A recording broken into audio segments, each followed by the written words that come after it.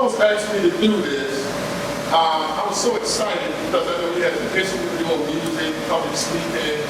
You know, a lot of famous people, Dr. Mangum, his family, Willie Jolly, and we always talk about these different people and doing these events and activities. So when he asked me to do it, I said, yeah, definitely I'll do it. We'll have an amazing time. So I kind of gave up on my dreams and I guess my gift until my wife and I had a dinner over at Charles' home.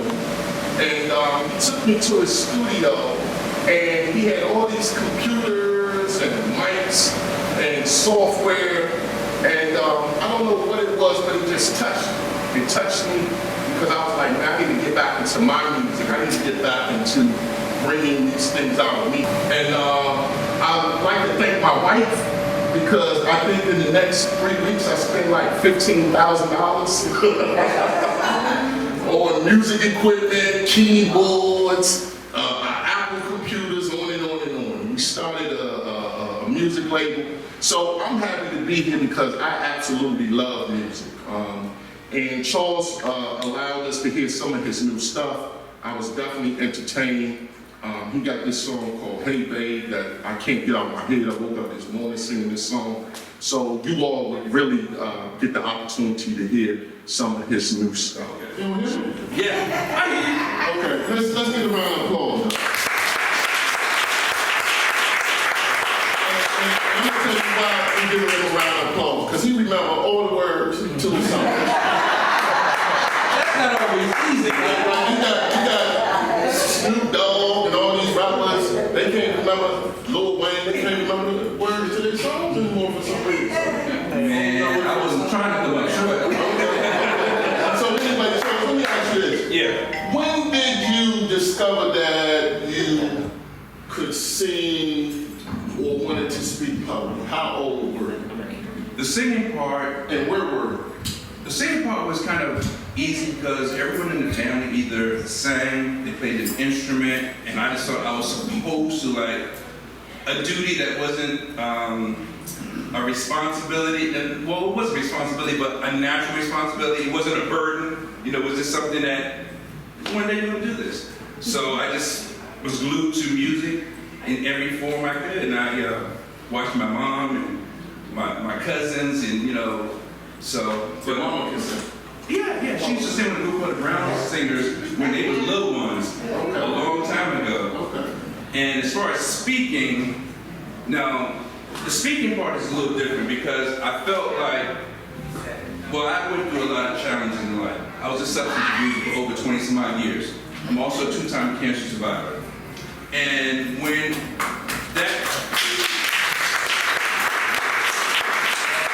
part of my life shifted, I was kind of like, okay, so now what? You know, because I didn't know what to do. I didn't know what I was going to do or what I was supposed to do. And I stumbled into Toastmasters, and you know, one thing led to another, and I stumbled to my first mentor. And I realized that there was more to my life than just going to work and having a job. And my mentor expressed to me that everyone's got a story. And that evolved into me having a story to share with other people and teaching other people how to do the same thing I do. Tell your story, live your story, be your story. And you know, that's been about 20 some odd years, and I've spoken all around the country. I got programs around the world, and I'm grateful for it.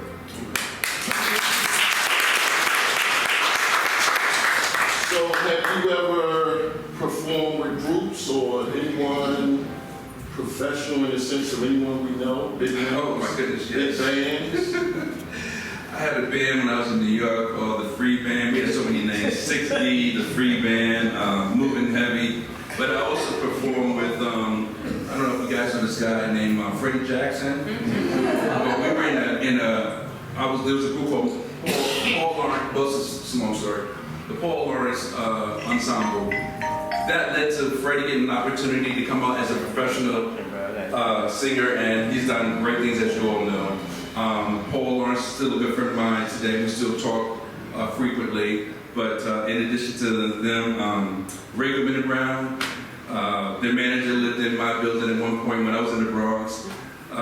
Black Ivory. I mean, there's a lot of people that are mainstream that we've known that I've had the opportunity of rubbing shoulders with, and you know. Okay. So through your many albums, do you have a favorite song? Ooh, I like In the Morning that I just did a moment ago. But everybody knows I spent so much time with that. I mean, like every day was like adding a little seasoning, a little more of this, a little of that, and then finally one day it was ready. And that's always gonna have a special place in my heart. And I think the most important thing is like, when you have a canvas and you're a painter, the canvas is blank. But when you're done, hopefully that canvas is filled in just the right way. And that's how I feel about the creative side of my life. Okay, I'm gonna ask you one more question. I'm gonna spin the room. Do you have a song that was inspired by a young woman? Oh, Current yeah. or past? You can answer this because. When I was growing up, I kind of felt like I was one of those kids. I always get my heart broke, so I always was like bleeding the heart type kid. So I would write poems like that. On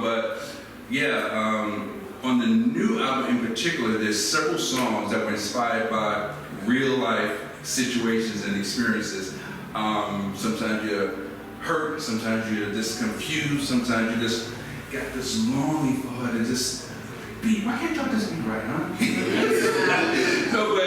But those are the things that inspired me to write many of the songs. And when you know it's really right is when you start writing and you remember it, and it doesn't take any effort because it's meant to be. So I've got several songs like that, and I'm grateful that I was able to write those songs. Okay, and then this is really the final question. How would you describe this new project in one word? And what do you feel should be the takeaway? After, how many tracks you have on it? I think there's 11 tracks. Well, it's really more than 11, but I put 11 out. Okay. There's going to be another CD coming out that will be duets, collaborations, because some of the songs were done in multiple versions. Okay. So, but I think honestly, yeah, what do you want the listener to walk away with? And how would you describe the project? What do you want the I would listener describe it as I think my best work. Oh. And it's kind of crazy because you figure, how you gonna get older? You're gonna get better when you get old. Well, it's like food. Sometimes it's better when it sits overnight, right? But I really do, because the creative process, I understand it and respect it so much more. And being able to literally write your own music, your own lyrics, and do all, I mean, it's just like, thank God, man, really. It's amazing. It's like, wow. But my favorite song, it's a combination of this song, I don't know if I get a chance to do it tonight, the song called You're Sexy. Not sexy like in having sex, but your sex appeal, your attraction, your allure. It's called Yo Sexy. And then there's another song called Bad. I like that too. I talk about you as a good dress. Can I put you on the spot? Oh, sure. Okay, so he asked you. I think I want to change my mind. No, Well, we've known each other since we were teens. Right. But you asked him about what song that he would normally sing to a girlfriend or may have broke his heart. So I'm gonna put him on the spot. Ask him to sing "Chocolate Girl." Oh, don't go there. Oh, They don't know nothing about the West. I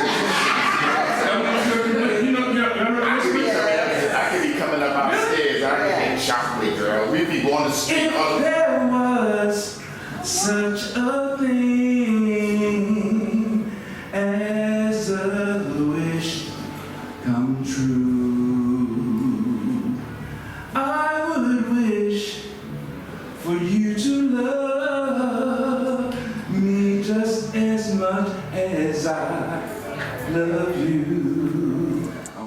Yeah, yeah, yeah, yeah. Uh-huh. Yeah.